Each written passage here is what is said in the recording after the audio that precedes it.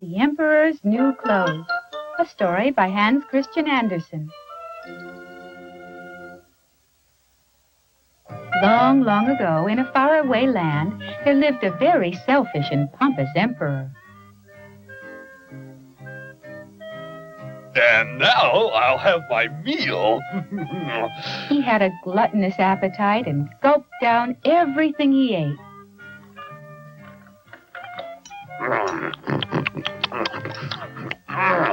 And he was very fussy about his meals being served on time. Oh? Do you know what time it is? This meal was not prepared on time. Don't let it happen again.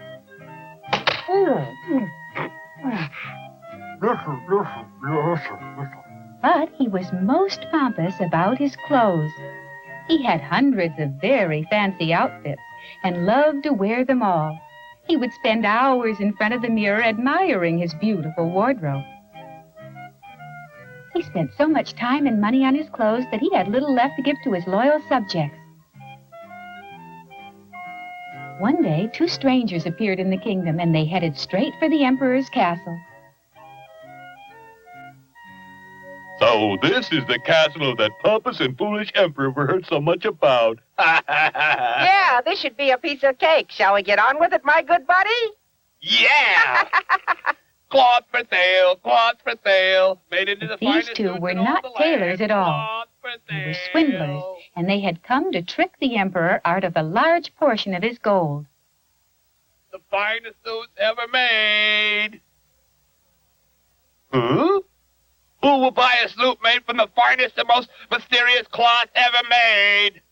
What? Did he say mysterious? Well, what are you waiting for? Bring them to me. Yes, sir. And so the two swindlers were led to the emperor's throne room. You say you can actually weave a suit for me of magical and mysterious handsomeness? That's right, Your Highness. A suit so special that only those of an honest nature and a pure heart can see it, right? Uh-huh. Can't even see the buttons. Right? Right.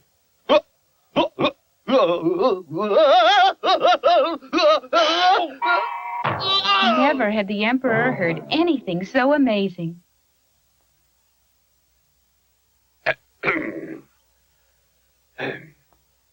Say, do you think you could make one of those suits for me? I'd certainly make it well worth your while. We'd be delighted. Oh, goody. Oh, goody, goody, goody. And so the two swindlers were led to the weaving room to begin their work. And for the next several days, the sounds of weaving and sewing could be heard from morning till night.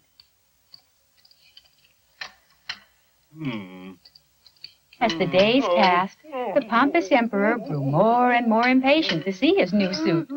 But he was afraid to look in on the tailors himself because if he couldn't see the cloth, it would prove himself to be a fool. Oh, that's it. I'll send all of my ministers and advisors to look for me. This way I can tell which of them are honest and which aren't, just like killing two birds with one stone. The first one shall be my minister of education. Excuse me. You? Oh, yeah, welcome, welcome. Come right this way. We're making good progress, and we're sure you'll like it. Yes, huh? What? The minister cleaned his glasses, but of course it did no good. There was nothing there to see. Huh? There wasn't a single thread mounted on the loom, but the tailors seemed so sure. Well, what do you think? Have you ever seen cloth so rich and luxurious in your life? Just feel this. The minister didn't know what to think and approached the loom carefully. Of course, there was nothing there. Why, yes. It's quite wonderful. Definitely the softest cloth I've ever felt. Do Yes. you really think so? But the minister didn't want to be called dishonest or proven a fool, so he pretended that the cloth was really there. Well, did you see my new suit? Oh, Your Highness, you won't believe your eyes. The most exquisite silks cannot match the beauty. It's fantastic. Yes, wonderful. The minister praised the cloth to the limit, and the emperor could hardly stand it, thinking about how fine he would look in his new suit. Next, the emperor decided to send his chief aide, a young man noted for his honesty and straightforwardness, to check on the tailors and confirm the minister's report. Excuse me. Oh, yes. Go right in. Well, we've been expecting you. Thank you. We're almost finished, and we're sure the Emperor's going to love it.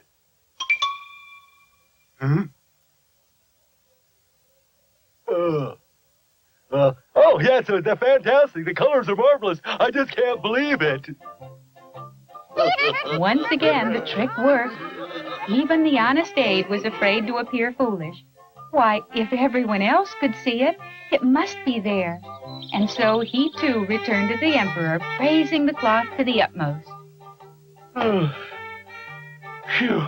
Several days passed, and just when the emperor felt he could wait no more, Emperor! Your Highness! Great news! The tailors have finished! At last! Oh, yippee! Oh, boy, I can hardly wait. I'm the happiest little king in...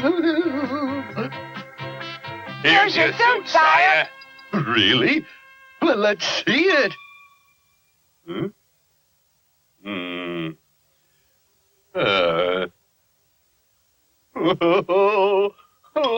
I can't see a single button. Well, Your Highness, don't you find the suit just as we promised? Why, yes, it is. Definitely the finest suit I've ever laid eyes on. It's better than I dreamed. Well, Minister, give me your opinion. Well, yes, wonderful. It's incredible, yes.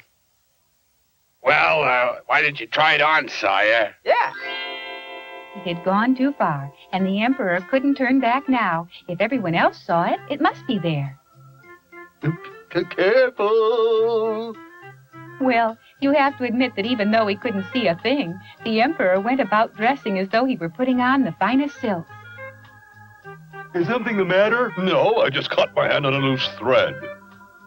Excuse me, sire, but don't forget to tie up the front. Oh, of course. Just not used to these new styles. When he was finished, he went to look at himself in the mirror, and mirrors don't lie. He was standing there wearing nothing but his shorts. But the emperor's followers were so loud in their praise of his new suit that the emperor was heartened. It must be there, so he decided to show it off to its finest. It wouldn't be fair to keep all this to myself. Summon the townspeople. Well, I guess some people will believe just about anything, and the emperor and his followers certainly proved that. But was he really going to parade through the streets like that? Surely the townspeople would not be so gullible.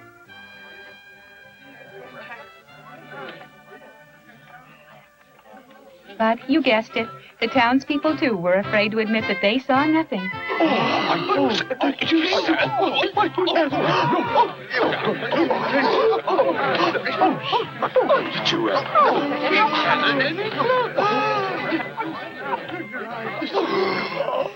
Turn your face. My goodness. Well, you have to give him credit. That emperor was strutting through the streets like a rooster with its tail feathers freshly groomed. My, what a beautiful velvet collar. Have you ever seen anything so wonderful in your life?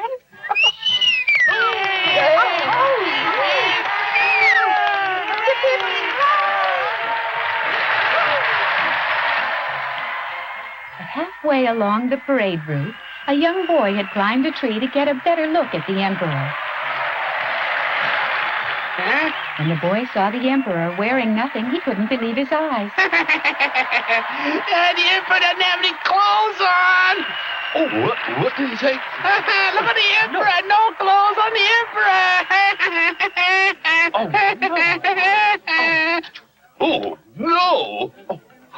Oh, God. Did you hear that? What you hear that, little boy? Well, they say there is no one as honest as a child, and they must be right. It took a child to make the people believe their own eyes. Oh, the Emperor has no clothes. He's as naked as a jaybird. The Emperor's wearing no clothes. No clothes. At last, the emperor realized how foolish he'd been and how silly he looked. But he was the emperor, and he would have to play his role to the finish. And so, puffing out his all-too-visible chest, he finished the parade.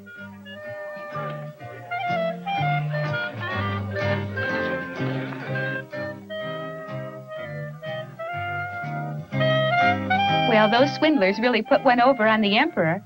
They had appealed to his vanity and managed to sell a suit that wasn't there for a whole cart full of treasure. Oh, my. And so the two swindlers left that land, knowing full well that it was just a matter of time until they came across another pompous fool, as gullible as the emperor had been.